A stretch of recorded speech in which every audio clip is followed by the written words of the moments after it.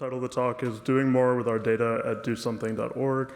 It's a nonprofit's small data story. My name is Sahil Gupta. I'm the senior data engineer. DoSomething is 32 years old, and on our 30th anniversary, we made this video. It's a short introduction. I'll just play it for you now.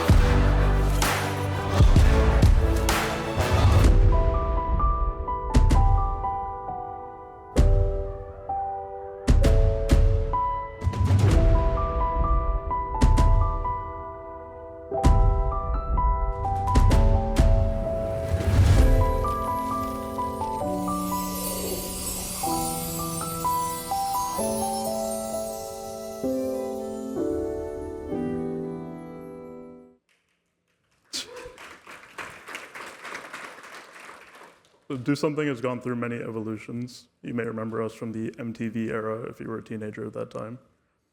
In our current iteration, we're 20 staff members based in New York, and we support a membership of, to date, almost 8 million young people. Our mission as a nonprofit is to fuel young people to change the world. We spent 3 decades learning, building, and growing alongside the generation that will make the world better. Our target demographic is usually 13 to 25. Make the world better for themselves and for everyone in it. DoSomething has fueled 8 million young people to turn their passions into action since 1993, when we built one of the largest youth-centered movements for doing good. This is what our website looks like today.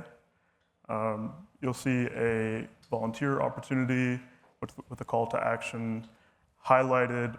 We call them report backs, but this is what happens when a young person completes a volunteer opportunity. They send us a picture showing that they did it. So here's a highlighted case. On the top, and also if you click the call to action, you'll be taken to the Take Action page. And this is where we will have highlighted or featured opportunities, but also the opportunity to filter by cause, area, like environment, mental health. Choose if you want to do an activity alone or with a group, and how long you expect to spend on that activity. And you'll see that some of our activities, or actions we call them, are eligible for scholarships. So if you complete the action, you send us a picture and write a blurb about what you did, we approve it, you'll be considered for a scholarship. Young people can also get volunteer credit in the form of a certificate. Many young people have community service requirements for high school or for middle school, so that's a big part of our user base. If you were to filter by all or see what we have in the top row, we have our most recent actions, which are around safe driving, safe summer driving, sponsored by GM. We have 2 actions, so these are 2 volunteer opportunities, and a program, which is sort of an umbrella for actions. This is what our impact page looks like. So to date, we've activated 8 million young people. We found that members are 3 times more likely to volunteer or advocate for social issues. And there have been over 650,000 actions taken by DoSomething members since 2018 alone. Of those actions, 28,000 were climate and sustainability related. 87% of members reported acquiring skills essential for sustainable living, and over a ton of toxic chemicals were diverted from landfills. So that's some data. How do we get that data? Well, we have a data pipeline. We have a data infrastructure. And we've worked with data for a while. DoSomething prides itself on being technologically forward. As a nonprofit, we pioneered the use of SMS for interacting with young people programmatically through code. Similarly, our data team has been pretty robust for a while. But before we joined the small data movement, queries took hours if they ran at all. We had 4 terabytes of data in Postgres, which admittedly is not the best choice of data warehouse. Mostly they were web events, and any query that involved those events were prohibitively slow. Sometimes I would leave them running all day, overnight. They might finish, they might not. The cost was way too high for the value that we were getting. As a nonprofit, we only truly relied on a few simple metrics, which didn't justify our bill. We'd have no embedded analytics. Our users are not doing sort of complex analytics of their activity. We just needed to get the metrics that we needed for our nonprofit purposes. Our staff, especially our non-technical staff, lacked direct access to insights. Tableau running on Postgres as a backend was way too slow if we tried to have live dashboards or views. And we were bottlenecked with Tableau by capacity in terms of which staff members were comfortable even going to Tableau just to consume a dashboard. So what does our new data system look like? And this is something we co-created with MotherDuck, and we did that in 2024. Our key considerations were to be cost-effective and right-sized, and to be suitable now for one data practitioner. When I joined, I took over a system that was built by a team of 15 engineers, and now in today's date, I'm the only data person at DoSomething. And so we needed a system that accommodated that reality. So now for extraction or ingestion, we use Fivetran. We used to use Fivetran as well, but now we've limited it to just one data source, which is GA4, Google Analytics 4. We used to have 15 data sources. To make up for some of the data sources we removed, we have some simple bash scripts and Python scripts to augment that data. We load it all into MotherDuck instead of Postgres. And we transform. We used to use dbt Cloud. Now we use dbt Core running in a GitHub action every night. So our strategy for extraction was to limit our sources only to key operational data and only aggregated web events, not consuming every individual web event, which drastically reduced our ingestion bill. In fact, now we are on the free tier of Fivetran. We load it into MotherDuck, which allows us to do high performance analysis for a fraction of the cost of our previous data warehouse, which was Postgres, and it's obviously much faster and more performant.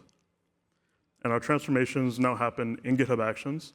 Because they're running on MotherDuck instead of Postgres, they're much faster. It's not apples to apples because our data models have changed. But our dbt run on dbt Cloud used to take 8 hours, and now it takes 2 minutes in GitHub Actions. So it fits very nicely into the, I think, 2,000 minutes that we get monthly for free. So there are too many wins to name them all. Here are the top 3. Our data system, all included from Fivetran to our warehouse to our transformations, is 20x cheaper. And given the reality of constrained nonprofit resources, especially in the fundraising environment we find ourselves in today, reducing costs here to right size against downstream value made data-driven operations sustainable. It's also simple and fast. One data person, I am now able to coherently develop, test, and iterate on a system that is not only much simpler, but also orders of magnitude more performant. I mentioned queries used to take hours or overnight. In MotherDuck, we don't have a query that goes longer than a minute.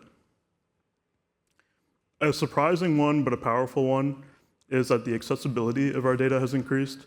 Incredibly, surprisingly, non-technical team members now feel comfortable engaging directly with our data and extracting necessary insights themselves, most of the time. Sometimes they still file a data request, using MotherDuck's features like Column Explorer and AI SQL.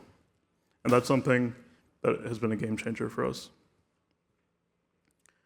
So what does this mean for nonprofits writ large? We're not the only charitable organization that needs data, has a significant amount of it to process. Our total data size about 5 terabytes, but is operating with inherent operational constraints that are part of being a nonprofit. In fact, 76% of nonprofits lack a formal data strategy, according to Salesforce. 3% of most nonprofit operating budgets are spent on technology, less than 3%, according to the Chronicle of Philanthropy. And 27% of nonprofits experience problems working with data, according to N10. So the nonprofit data quandary, I'm calling it, the fundamental issue for nonprofits and data is that nonprofits are underserved by technology providers. The sector requires substantial capacity building to make data useful. But on the other hand, nonprofits need data to make better decisions and drive outcomes. And even more concretely, our funders require it. When we get a grant or we apply for a grant, there are certain outcomes, certain data outputs that we are obligated to provide. And the public, whether it's on Charity Navigator or GuideStar or through our IRS 990, the public expects nonprofits to be transparent about their inputs and outputs. So how can small data help?